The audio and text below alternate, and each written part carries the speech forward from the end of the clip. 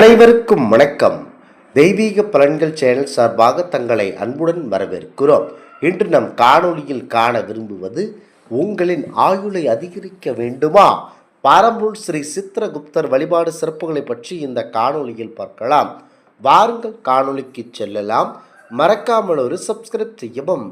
சித்ரா பௌர்ணமி என்பது சித்திரை மாதத்தில் வரும் ஒரு முழு நிலவு திருநாளாகும்.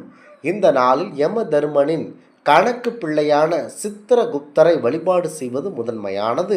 மக்கள் விரதமிருந்து சித்திரகுப்தருக்கு பிடித்தமான சித்திரானங்களை, அதாவது எலுமிச்சை சாதம், தேங்காய் சாதம் படைத்து வழிபடுபவர் நம் பாவ புண்ணிய கணக்குகளை நேர்மையாக இருக்கவும், செய்த பிழைகளை நீக்கவும் வேண்டிக்கொள்ளும் ஒரு புண்ணிய திருநாளாக இது கருதப்படுகிறது.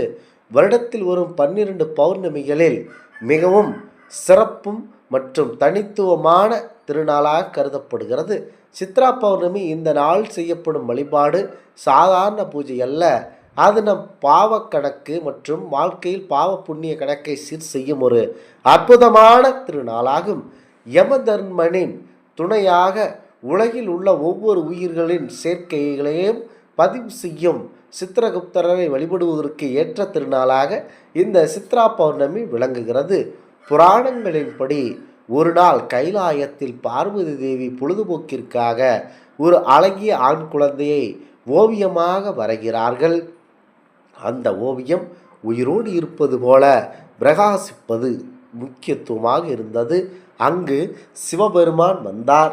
அந்த ஓவியத்தை பார்த்து மகிழ்ந்தார். அப்பொழுது அவருக்கு உடனேயே ஒரு நினைவு வந்தது. உலக உயிர்களின் ஆயுள் முடிவை நிர்ணயித்து அவர்களின் கர்மத்திற்கேற்ப தீர்ப்பு வழங்கும் யமதர்மன் அவர்கள் மிகுந்த கடின வேலை பளுவால் கடும் மனவழி அனுபவித்து வந்தார். எனக்கு ஒரு உதவியாளர் வேண்டும் என்றும் பரம்பொருள் சிவபெருமானை வேண்டியிருந்தார். அந்த வேண்டுதலை நிறைவேற்றும் தருணம் அதுவாக அமைந்தது. சிவபெருமான் பார்வதி வரைந்த ஓவியத்தை கையில் எடுத்தார். தன் பிராண வாயுவை அதில் ஊதினார். அடுத்த நொடியே ஓவியம் உயிர் பெற்றது. ஓவியத்திலிருந்து சிவசக்தியின் அம்சமாக உயிர் பெற்ற அந்த தெய்வீக உருவம் சித்திரத்திலிருந்து வந்ததனால் சித்திரகுப்தர் என பெயர் பெற்றது. சித் என்றால் மனம், குப்த என்றால் மறைவு. மனதில் மறைந்திருக்கும் எண்ணங்களையும் அறிந்து பாவ புண்ணிய கணக்குகளை பதிவு செய்பவர். அதனால்தான் அவர் கையில் ஏடு மற்றும் எழுத்தாணியுடன் பிறந்தவர் என கூறப்படுகிறது. சூரியன், சந்திரன் இரண்டு சக்திக்கும் முக்கியமாக சக்தி பெறும் நெருநாள்தான் சித்திர பௌர்ணமி. கர்ம கணக்குகளை நினைவூட்டும் திருநாள். பாவ நிவர்த்திக்காக அரிய சந்தர்ப்பம். இந்த நாளில் திருவண்ணாமலை போன்ற புண்ணிய தலங்களில் கிரிவலம் வருவதனால் முருகப்பெருமானை வழிபடுவதல், தீர்த்த ஸ்நானம் செய்வது, இவையெல்லாம் அனைத்தும் வாழ்க்கையில் வளம் தரும் ஒரு முக்கியமான உன்னதமான திருநாளாகும். சித்ரா பௌர்ணமி என்று வீட்டு பூஜை அறையை சுத்தம் செய்ய வேண்டும். சித்திரகுப்தர் படத்தை தெற்கு திசையில் வைக்க வேண்டும். பூக்களால் அலங்கரிக்க வேண்டும். சந்தனம், குங்குமம் அணிவிக்க வேண்டும். நெய்வேத்தியமாக பச்சரிசி, வெல்லம், வேப்பம்பூ பச்சடி, பல வகை சாதங்களான தேங்காய் சாதம், புளியோதரை, எலுமிச்சை சாதம், தயிர் சாதம், சர்க்கரை பொங்கல், வெண்பொங்கல் ஆகியவை படைத்து வழிபட வேண்டும். 5 முக குத்துவிளக்கேற்றி என் மனதில் உள்ள தீய எண்ணங்களை நீங்கட்டும், நல்ல வழியில் வாழ வையுங்கள் என மனமாறி வேண்டிக்கொள்ள கேட்டுக்கொள்ள வேண்டும். முழு விரதம் மேற்கொள்ளுவது சிறப்பு. இரவு நிலவு தரிசனம் செய்த பின்பு உணவருந்த வேண்டும்.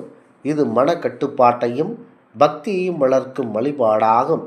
சித்திரகுப்தருக்கு தனி கோவில் உள்ள முக்கிய தலமான காஞ்சிபுர சித்திரகுப்தன் கோவில், அருப்புக்கோட்டை அமிர்தகடேஸ்வரர் கோவில், திருவண்ணாமலை அருணாச்சலேஸ்வரர் கோவில் போன்ற தலங்களுக்கு சென்று வழிபாடு செய்வது சிறப்பு. இந்த தலங்களில் சித்ரா பௌர்ணமி என்று தரிசனம் செய்வதனால் பாவ நிவர்த்தி, ஆயுள் விருத்தி, மன அமைதி ஆகியவை கிடைக்கும். சித்திரகுப்தர் படைத்த நைவேத்தியத்தை பசித்தோருக்கு பகிர்ந்து கொடுக்க வேண்டும். இதுவே உண்மையான புண்ணியம் என சொல்லப்படுகிறது. முக்கியமாக இந்த திருநாளில் முக்கியத்துவம் வாய்ந்த இந்த அற்புதம் வாய்ந்த நாட்களில் சித்திரகுப்தரை மனதில் நினைத்து வழிபடுபவர்களுக்கு எண்ணற்ற பலன்கள் உங்களுக்கு கிடைக்க அதிகப்படியான வாய்ப்புகள் இருக்கின்றன. குறிப்பாக இந்த சித்ரா பௌர்ணமி நாளில் பரமுள் சித்திரகுப்தரரை வழிபடுங்கள், அனைத்தும் உங்களுக்கு நல்லபடியாக நடைபெறும். குறிப்பாக இதனை மனதில் நினைத்து கொண்டு வழிபாடு செய்பவர்களுக்கு அனைத்தும் மிக முக்கியத்துவம் வாய்ந்தவையாக இருக்கும். ஆயுளை அதிகரிக்கும் மற்றும் பாவ புண்ணிய கணக்குகளை சீர் செய்யும் பரம்பொருளாக போற்றப்படுபவர்தான் சித்திரகுப்தர் ஆவார். இவர் யம தர்மனின் உதவியாளராக மனிதர்களின் ஒவ்வொரு செயல்களையும் பதிவு செய்பவராக சித்திரகுப்தர் இருக்கிறார். சித்திரகுப்தர் வழிபாட்டின் முக்கிய அம்சங்களாக சித்திரை மாதத்தில் வரும் பௌர்ணமி சித்ரா பௌர்ணமி என்று சித்திரகுப்தரை வழிபடுவது மிகவும் சிறப்பான பலனை தரவல்லது. இந்த நாள் அவர் அவதரித்ததாக கூறப்படுகிறது. சித்ரா பௌர்ணமி என்று விரதம் இருந்து சித்திரகுப்தரை நினைத்து பஞ்சாங்கம் படிப்பது, புண்ணிய தீர்த்தங்களில் நீராடுவது மற்றும் ஏழை எளியோருக்கு தானம் செய்வது பாவங்களை போக்கி புண்ணியத்தை ஏற்படுத்தி தரும். காஞ்சிபுரத்தில் உள்ள சித்திரகுப்தர் கோவில் அல்லது சிதம்பரம் நடராஜர் கோவிலில் உள்ள தனிச்சன்னதியில் இவருக்கு எருமை பாலால் அபிஷேகம் செய்து எருமை பால் பாயாசம் படைத்து வழிபடுவது ஆயுளை கூட்டுமென நம்பப்படுகிறது. சித்திரகுப்தனை வணங்குவதன் மூலம் யமபயம் நீங்கி நீண்ட ஆயுள், ஞானம் மற்றும் கர்ம வினைகளில் இருந்து விடுதலை பெற முடியும். சித்திர பௌர்ணமி என்று மாலையில் சித்திரகுப்தரை வணங்கி அவர் கையில் உள்ள எழுத்தாணி மற்றும் புத்தகத்தை நினைத்து வழிபடுவது கல்வியில் சிறந்து விளங்கவும் எழுத்துத் துறையில் இருப்பவர்களுக்கு இன்றும் மிகவும் சிறப்பு மிக்கது. சித்திரகுப்தர் வழிபாட்டை பற்றி மேலும் தெரிந்து கொள்ள வேண்டும். காஞ்சிபுரம் சித்திரகுப்தர் கோவில் வழிபாட்டு நேரமாக புண்ணிய நேரமாக இருக்கிறது.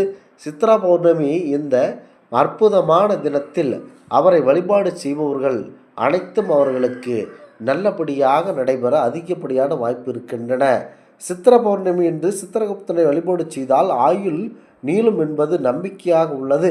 மேலும் அன்றைய தினம் சித்திரகுப்தரை வேண்டி பஞ்சாங்கம் படிப்பதும் புண்ணிய தீர்த்தங்களில் நீராடுவதும் வாழ்க்கையில் மகிழ்ச்சி வரவழைக்கும். சூரியன் உச்சம் பெறும் மாதமாக சித்திரை மாதம் உள்ளது.